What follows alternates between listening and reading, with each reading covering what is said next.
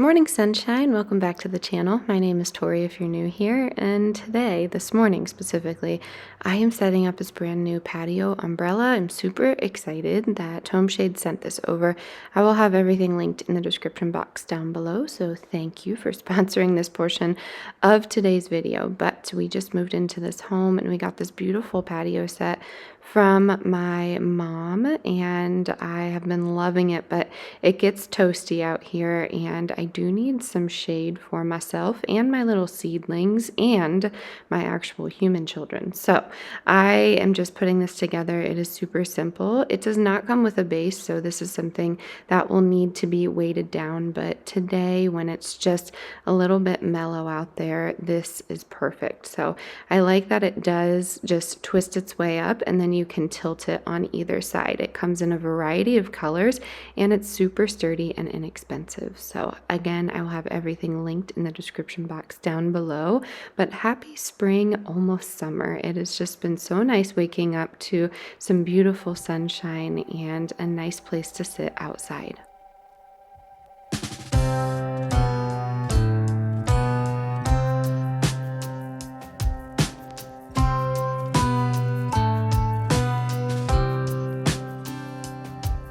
I'm a long, long way from home.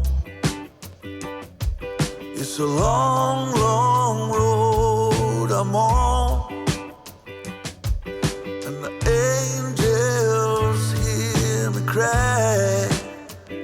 They sing me a lullaby, a lullaby.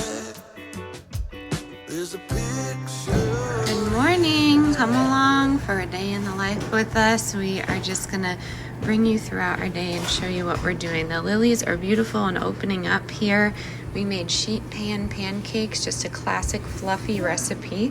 We have eggs going, some bacon that I prepped, and I'm getting the kids' plates together. I'm gonna stick with my classic BLT with an egg. I got some strawberries washed with just some baking soda and water, and I just usually put them back in here, or you could use a mason jar. I got my coffee.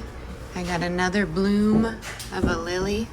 It's gonna be a beautiful day. The plan is to get out there and get some things planted and get the ducks, chickens, turkeys, everybody taken care of. So cheers to you.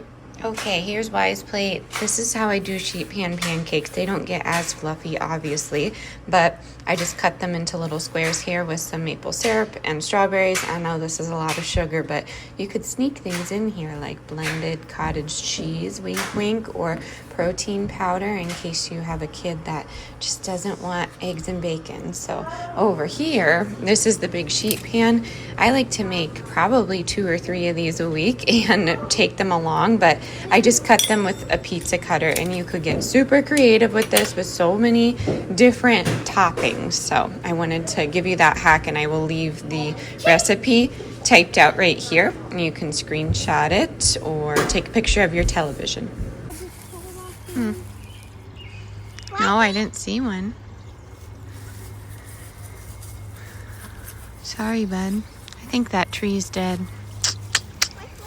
Bummer, bummer. Millsy's helping me. She's filling up the duck pond, huh, girl? Thank you. Say, here you go. Come on, ducks.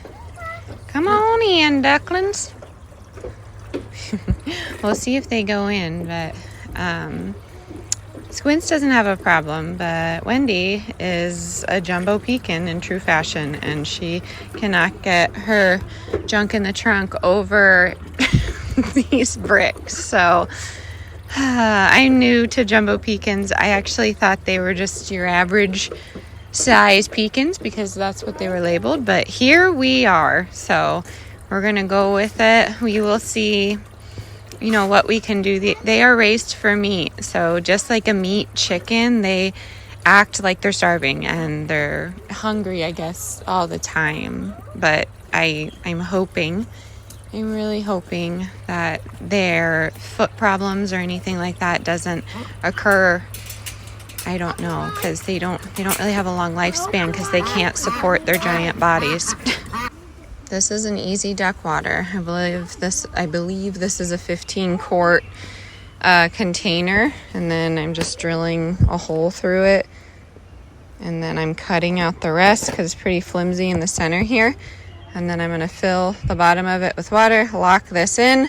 Hopefully that way it will stay fresh. And then you can take like a little copper bolt or fitting and put that in the water, and it will leave out the algae and all that. And the ducks usually can't get to it, but I might even just like, I don't know, tape it down or something. Okay, so it's a little thicker than I thought it would be, but I just brought out my Kershaw,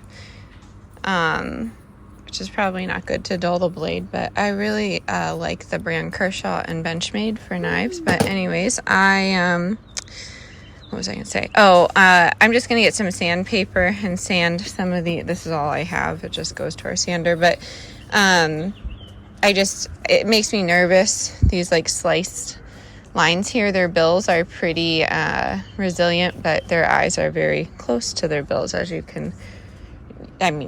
know. I'm all stumbled on words today, but I'm trying my best. Anyways, I'm going to sand this down and then fill it with water, and I'll show you the end result. All right, the more vocal one is Wendy, but this is how I have it.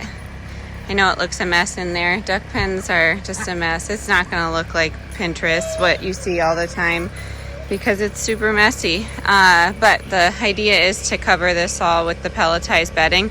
Then you won't even see that mud. But it's dripping simply because it's on a tilt. Hopefully they figure this out. And then we can go to Tractor Supply and get going. I think, yeah, my neighbor's tilling his garden. Super cool. I can't wait to see what he plants because it's huge. Anyways, hopefully we can get to Tractor Supply to get a few bags of those.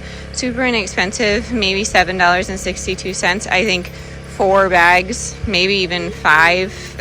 I mean, that might be pushing it, will do the trick here. I think that's the way to go. If you're new to ducks, be warned that there's mud and there's smell for sure, especially with pine shavings. I have found, though, that this pelletized bedding is like a complete game changer. I can't smell anything, so it's great. All right, Delilah and I are on some back roads back from Tractor Supply, and it's just like been a whole ordeal. I feel like this week has been tricky, but I couldn't find the pelletized bedding where it normally was, and then someone said that they were out. So I'm like, I guess we'll get those pine shavings, which I didn't want to do, but whatever. I was just like, I'm just going to get them. And then when I went out there, the pelletized bedding is right next to the pine shavings. So I think that was frustrating for me. So I had to make a return because I didn't want the pine shavings. And normally I am such a non-confrontational pushover person. I would have just bought both, but I'm like, no, what a waste. I'm not going to do that right now. That's silly. So the kicker for all of this is 2 people said I shouldn't be carrying them because I'm pregnant. They're really not that heavy. I shouldn't be carrying them because I have talked about this before, but I have had knee problems my whole life. I have I had osteochondritis desicans. I had surgery for it, hoping that it would fix it. I think with overuse/underuse, I don't know, like getting back into moving my body, I really did something to it. And my sister's a PT, so she gave me some exercises of what to do, and my understanding of it is it's like an early onset arthritis. I was a gymnast my entire life. I feel like that's to blame, but you never know. So I guess, yeah, on top of all of that, I'm like limping because I have this fluid in my knee. The only thing that seems to help with the pain is the type 2 collagen from Perfect Supplements. So if you have like joint health problems or really any like mobility issues, I always encourage people. Are you okay? Yeah, I was trying to get my kitty. Okay. I always encourage people to check it out. It's I think it's like $37.99 with I get them from Perfect Supplements, where I get my beef liver and my acerola cherry and my mushroom immunity. So I love the brand just because they are a great supplement company and they are 100% what they say they are. And this isn't me just like, I guess it is me endorsing them, but I'm just saying it randomly. But their type 2 collagen has just like been such a game changer for me, and I know it has for a lot of other people that I know, and it's derived from bovine cattle cartilage, essentially, and all their cattle is grass-fed, grass-finished beef. So we're in Amish country, so just wanted to be safe there. Anyways, all that to say, my knee is killing me, and when it rains, which sounds so silly, or when I'm overusing it, like building a chicken run, I don't know, it just gets out of control, and it's just been really hurting. So I shouldn't be picking up those bags, but I had to, but it gave out, and I basically like fell on my leg, and it's just not my day. So the best part is we got the pelletized bedding and we got some diatomaceous earth. I was going to order some, but it's a little cheaper. You just have to find the right kind. I feel like Tractor Supply likes to do that a lot. They like to give one of the most expensive options up front, but if you know where to look, you'll find cheaper things. So yeah, that's my spiel for the day. They don't have pelletized bedding at the food mill that I found, which I was really excited about the feed mill because it's local and you can do things in bulk, so you can just like bring your own buckets if you wanted to, but they don't have the bedding there, and everyone has horses around here. Yep, so that bedding is always in stock from what I can tell. I do want to make it to a Rural King. I think there's one. It's not close, but if we're ever in that area, I'd like to check it out because I hear there's some cheaper things. I hear Walmart has pelletized bedding as well, probably because we're in the area that we're in. It's 50 cents cheaper, but it's farther. So yeah, I was like, I'm not going to waste the gas money to go get it from Walmart and then fall into the Walmart trap of passing by all the things that I don't need, because if you didn't know this about me, I am just not the best when it comes to browsing. It is the next day. I got cut off in the car, which is totally fine. I ran out of battery, but it is super rainy, and today we are going to do indoor things, and I feel like that would be a productive use of our time. So I'm going to start with canning some beans. I've had questions on how I do it. I'm going to show you how I do it. It's not hard, not intimidating. I have to go down and grab some dried beans. I have 9 jars here. Ideally, I do 10, but I just don't have an extra jar unless I find one with a lid. That's my problem. I don't have extra lids. So yes, canning mistake, canning fail, but why not start this little intro with some fails and realistic life? But first a pit stop. Good morning. Hello. How did you dump your water already? Huh? How'd you do it? I think it was you two. Are you two the culprits? You messy, tiny little cuties. These ones? Let's get them. Yeah, let's get them some more water. All right, the beans are here. Why not keep them in your stroller in the garage? I don't know, but we have some local organic beans, and that's really the whole point of this. Just keeping thank you. Just keeping everything cheap. I think this boils down to like 30 cents a can for organic beans. Right now, my organic beans are $1.69 at the store, unless I find it at a discount store for cheap. Okay, I'm going to try and do this with clear instructions, but I have the Nesco electric pressure canner. So this is a regular pressure canner, but it's also an electric pressure canner, if that makes sense. So you can also do water bathing on here. If you're new to canning, this is just made for all of what I said. Like if you have an Instapot, this wouldn't work because you need this pressure gauge here. There's something weighted on the top of it. I mean, they say it doesn't work. I'm not going to get into the politics of canning right now. I'm a firm believer that water bath canning works for everything, but I really love the ease of this because it's kind of like a set it and forget it. So again, yes, I will be home here all day. I don't know if I would leave this just as is, but since it's such a rainy day, yeah, I would suggest staying here.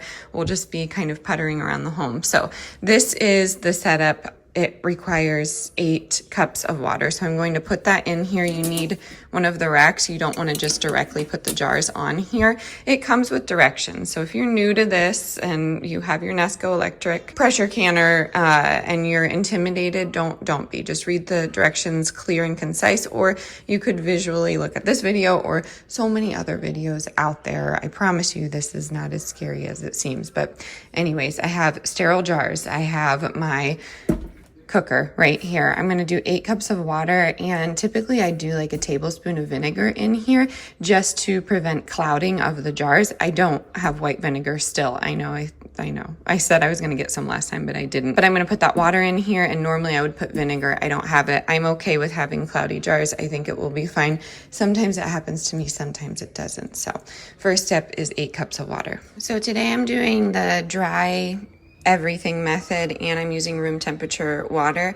I have done both ways. I don't prefer either way. This is just easier. So for the dry method, you need a 1/2 cup of beans for each glass here. If you're doing quarts, double that, whatever you want to do. And I'm going to do some seasonings in mine. So because I have 9 jars, I'm going to need 1, 2, 3, 4, 4.5 cups of dried beans, and I'm going to get those washed, and I'm just going to pick through them just in case there were any rock remnants that I haven't seen. I had to stop myself there. Math ain't mathin'. A 1/2 cup is 4 ounces, so I measured out the appropriate amount of beans, and I will link the recipe that I'm using so you can follow that in case you're lost just like I am, but it's very early and I'm trying to do this quickly. So anyways, yeah, you'll just need the appropriate amount of beans, and then I just measure everything out here and then add my water. You can just use room temperature water. I'm using salt, maybe some garlic powder and some onion powder. I'm not sure yet.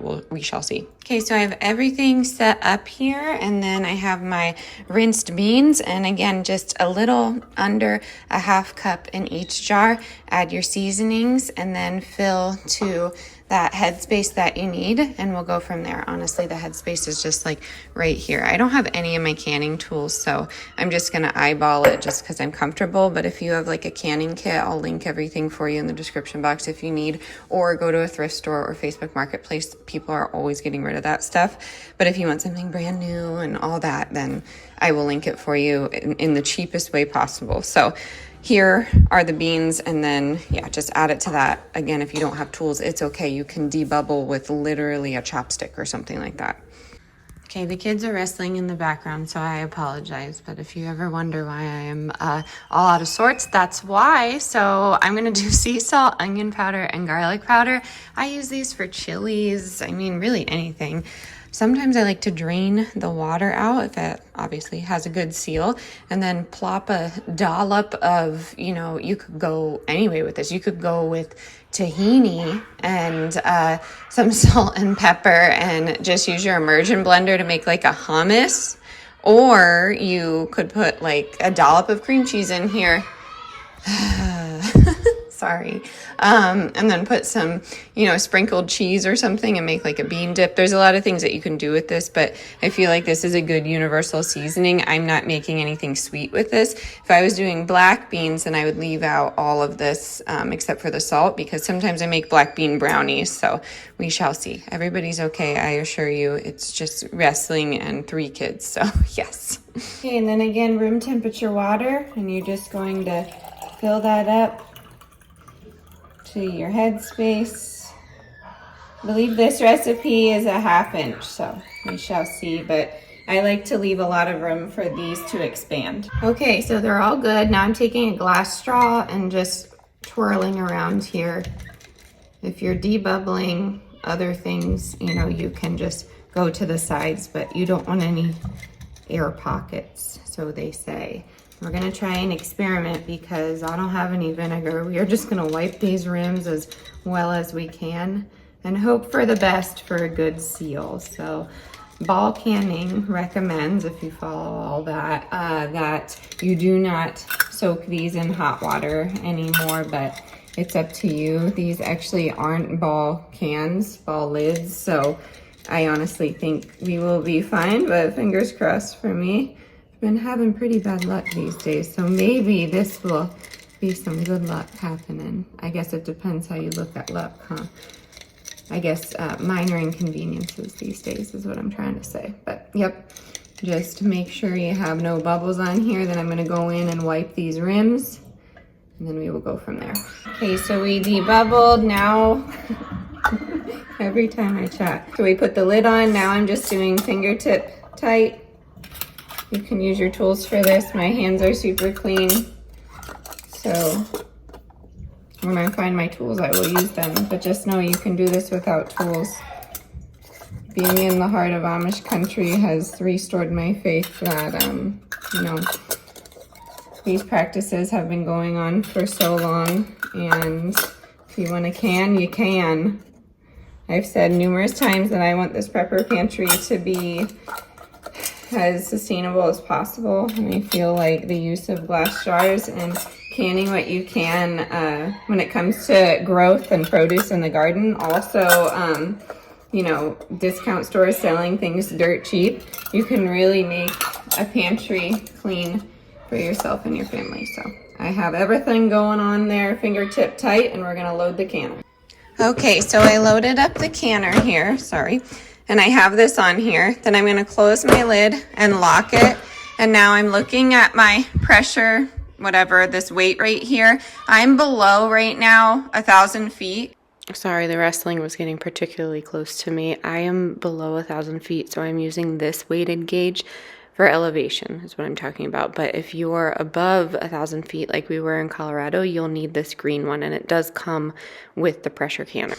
All right, so make sure it's set to exhaust here, and then I did the time on high for 75 minutes and push start. I'm waiting for this to flash E10 so it comes up to temp, and then I'm going to move this to airtight. And this is specific to this Nesco model. I'm not sure about any other electric pressure canners. So I don't know if the steam is picking up, but it switched to E10 and now it's exhausting. When it gets down to its countdown E0 or whatever, then I switch it to airtight and we, oh, hi, Blue Jay. Sorry, distracting. Please leave my hummingbird feeder alone. But yeah, then you just let it go. It will start its countdown then. So I don't know if you can hear me talking over it, but this continuous sound, the Nesco and Carry, I'll back up. You can hear that steam. The Nesco and Carry pressure cookers, will go over here.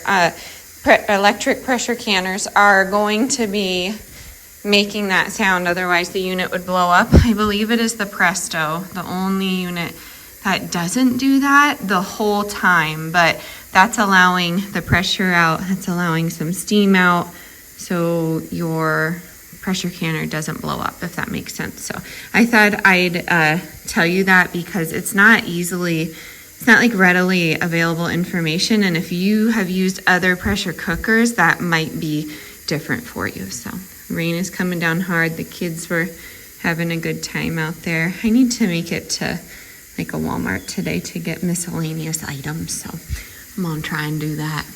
Okay, some are sealed and some are not, but I'm hearing continuous pops here, so I'll just wait for all of them to pop. But this is what it's looking like.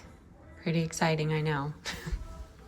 Alrighty, it's just the gals and I for a bit. They requested peanut butter, flour tortilla sandwiches, and pickles.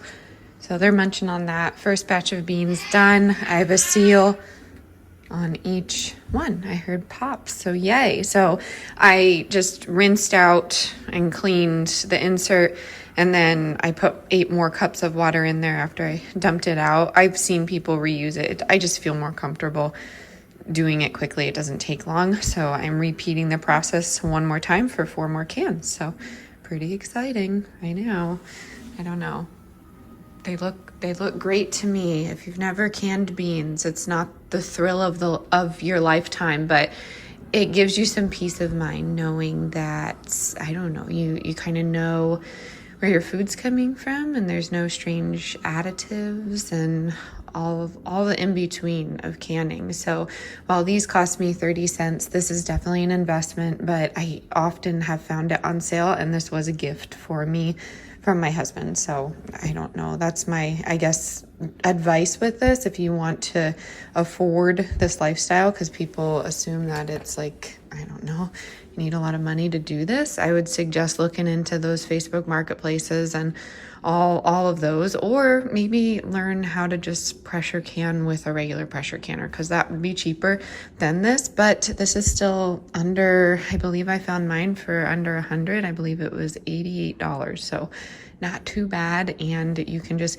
continue to pressure can anything. So next up, I have some meals in a jar that I'm gonna make. That's like meat and a starch, or depending on the recipe. And then, you know, I'm gonna go in with garden season and preservation season. So these are just some staples I'm trying to get done now. And then I'm interested to try the water bath method with this. I have my water bath canner that I don't really mess with, but this is like a brand new glass top stove, and I'm concerned my other glass top stove that I would water bath on wasn't the highest quality, so I didn't really care. But I think my husband would be upset if I ruined this one, so maybe we will be stuck with just this for the time being, which I'm not complaining, so we'll explore together. Alrighty, in the spirit of showing cozy, rainy, easy 20-minute dinners, here's one. We browned some ground beef. We did a jar of sauce plus a half jar of water. We did the family size tortellini, which was on sale for $3.99 at Giant, and I did some cheese on top, covered it, and here we go. Easy dinner, super filling, very tasty. You could serve it with bread or a salad, but we're just gonna serve it like this. Super yum. All right, and then we have 9 out of 9 sealed, so very exciting. We heard some pops, we have some beans. I'm gonna wash this up and get it ready for some meals in a jar.